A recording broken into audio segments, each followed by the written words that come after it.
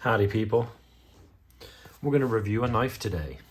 A super cheap one that just looked interesting to me. It's by a company called Eafengrow. Some of you are already checking out already. It's okay. It's fine. It's what it is. I'm a sucker for cheap blades, especially when they look interesting. So it's made in China, D2 steel. It's supposed to be a big boy. We'll open it with the little Benchmade bug out and go through what this is and see if I even like it. Plain brown box, black box, whatever. Comes with a little wipey thing. Oh. There's the knife. All right. Got a little bit of oil on it. Let's wipe the Earl off. Looks like a G10 handle. Kind of interesting pattern. Okay.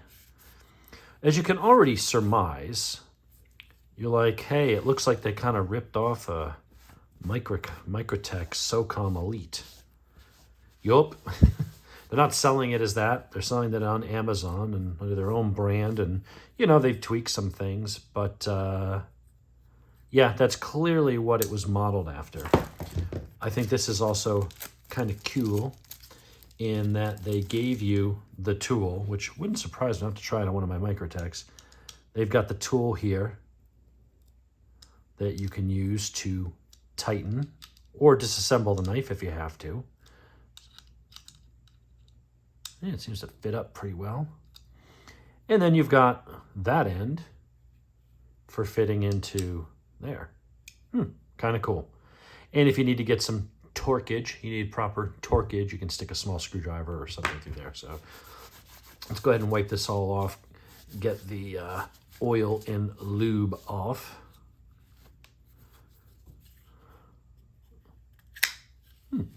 Strong detent, but once it unhooks, it does seem to fly out pretty well. So again, let's get some of this oil off.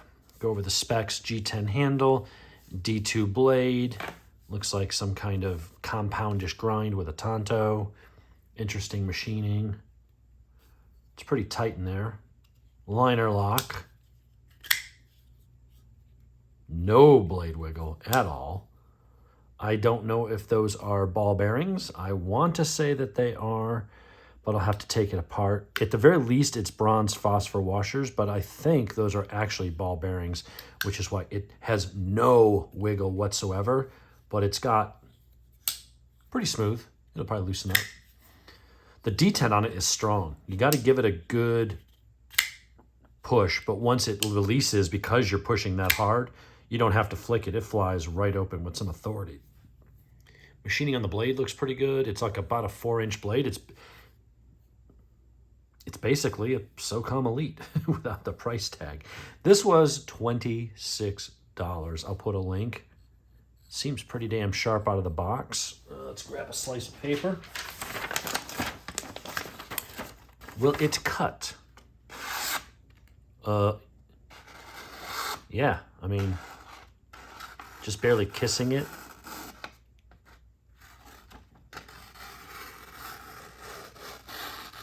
Yeah, that is a sharp knife. Push cut. See, a lot of the knives I get, even the better made ones, don't do that simple push cut. This one actually does. So bravo to them for that. Definitely a sharp knife out of the box. Machining looks pretty good. It's nice and clean. Grinds look good. That's an interesting.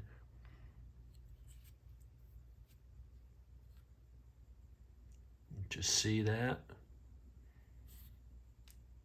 Yeah, D2 stamped on the blade.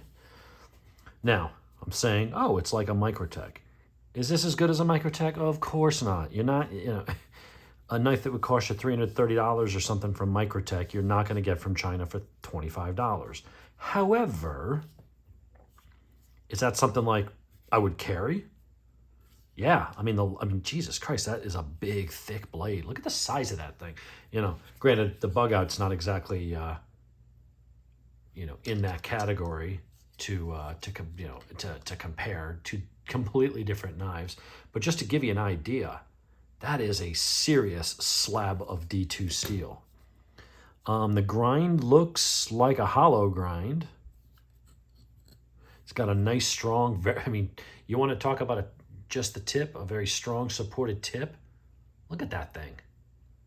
I feel like that would pierce a lot. That is that is an over-engineered, very heavy-duty tip. The contouring in the hand feels good. Pocket clip does not appear to be reversible, but it's got a cool G10. That feels like legit G10.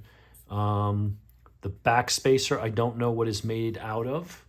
It does have an area there for the lanyard loop, or it is the lanyard loop. You can put your lanyard through. That feels like it might be anodized aluminum.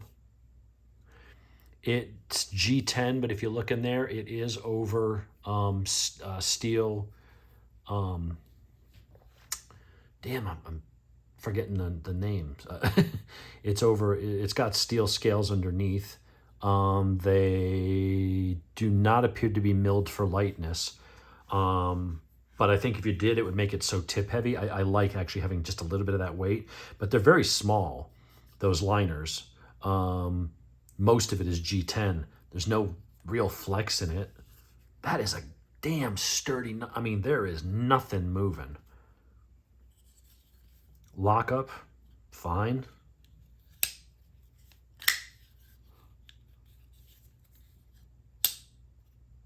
I'm floored. I'm honestly floored. For $26, yeah, it's not Bowler M390 or 204P. Yeah, this is not a Microtech. No one's claiming that it is, but they have clearly been influenced by. They're not selling it as a Microtech, and there are some design changes, that they've done here, but it's very clearly what they were inspired, borrowing from, whatever you want to call it. You can pick these up on Amazon. I'll put a link out there. I'm not gonna lie. This is a kind of a cool knife. If you just want something that's kind of heavy duty, I feel like that is a knife that's very comfortable. No real hot spot. That is a strong clip.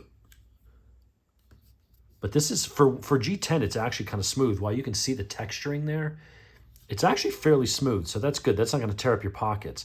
But there is really good jimping right there.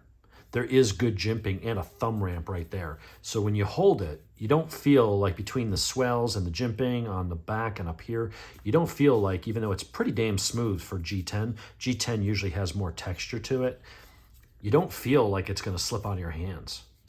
That's a very interesting knife. One of those things, and I've got another one coming from them that was like $26. I just see those things and I'm like, look, that's barely more than the price of a pizza. Why wouldn't I get a cool knife, review it, see if people like it, throw up a link if you want to buy it. But for me also, it's like, I'll have that. Maybe I'll carry that. That's something, again, so some knives where you're like, hey, it's cool just to play with, This is a great little, I carry this thing all the time because it's just, it's a Benchmade bug out. It's probably one of the better EDC. If you want a little EDC that's super slim and discreet, probably not any better options out there than this. If you're a guy who wants a bigger, more robust EDC, you go for the Para 2 or the Para 3 from Spyderco, right? There's certain go-to knives. But this, I'm not gonna lie, it's a little Mall Ninja-ish, but you know what? Some of the Microtechs are.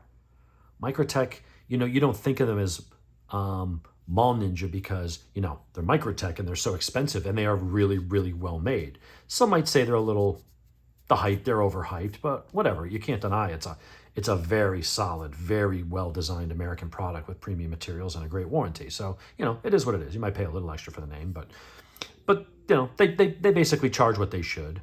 But maybe you don't want to spend $340 on a SOCOM Elite or whatever they're going for these days, probably going up. Last time I bought one was $330 or something like that, $329. But hell, that's a nice, fidgety, fun, big, beefy knife.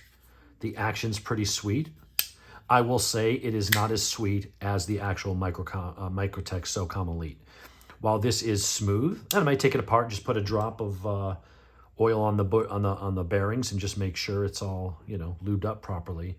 But that knife just flew open. It was so utterly smooth. This is not as smooth. But at $300 less, I would be surprised if it was. But anyway, that's the what the hell was it called? Some goofy ass name. Eafengrow EF55 pocket knife with clip. You can get it in a couple colors. One's got jade colored G10. One's got a coyote tan. I just like the black one. I figured black's good. I'd heard that it would not crack. I don't know if there's any truth to that. Or was it that if I got the black knife, then I could never go back? I don't know. There's something to it, but it looked very kind of clean. And I think the tan one and the other one looked a little more Mall Ninja-ish. This looks more just like your Microtech SOCOM Elite. So don't accuse me of being a poser. Oh, you're buying a knockoff. Yeah. Again, I'm not going to DH Gate and buying something that's a blatant, rip-off that they're selling as a whatchamacallit. This is right on Amazon. Anybody can go and buy these. They're one of the Amazon brands. But the D2 steel that's coming out of China these days, if heat treated properly, of course, I got no real way to test that because I don't have the equipment. But the other folks that do are like, it's legit. It's a decent Rockwell hardness of 5859 or 5960 or something. They're seeming to hold up. And as far as how it's built, I mean, all the edges are properly rounded, beveled. Everything's cool and machined. I mean, the thumb studs are really, look at that. Really nicely machined. All of these are machined. That's machined. Like, they went to the effort. And, I got some dick the other day. Oh, if you like Chinese knives so much, why don't you move to China? Like, yeah. Because I said, hey, something's a good value and my Civivis are nice and I've never had an issue with them and they're frankly better than the case in a lot of the US made knives. Apparently that means I'm gay and I'm a communist and I need to pack up my family and move to China because I said the Chinese knife wasn't that bad. Some people are just like that. That's the problem with the internet. It gives a voice to people who are stupid and don't deserve a voice. Normally they'd be just some crackhead uncle, frothing at the mouth in his basement apartment, and nobody would be the wiser. Nobody would know. But now they have a keyboard, so everybody's got to hear their dumb opinions. But, it's for $30, less than $30 shipped. Why not? Honestly, why not? If you want the real deal, go buy the Microtech. I used to have the exact same one, only it was the full Microtech. Only it wasn't G10. I had the aluminum handles with the grip, the rubber grip inserts. It's a phenomenal knife. But, for $30, to have a really strong, really cool design like that using, decent materials, G10. I don't know if that's aluminum, steel, or titanium. I'm guessing probably not titanium. But if it does have ball bearing pivots and it does have, the steels, I don't know. What else can you say? I don't know what else I'm going to do with a $25 knife review. All I can say is I was looking at it. I was like, that looks interesting. Let me try it out. I'm playing with it. And I'm not gonna lie. I really like it. It's kind of cool. And I should like it because it's basically a Microtech design. That's going to rub some people the wrong way. That's okay. That's the beauty of America. If you don't like it, don't buy it. I happen to like it, and I bought it. And I would suggest that if you're open to that kind of stuff and, not spending an arm and a leg, or you like the nice one, but then you got the one you want to throw in your toolbox or your tackle box or, whatever, that you don't care if you're out ATVing and it falls out of your pocket because it's only $25. You certainly don't want to have to replace a $350 Microtech. Something like that. Go for it. I'd give it a buy. Absolutely. Very cool little knife. There you go.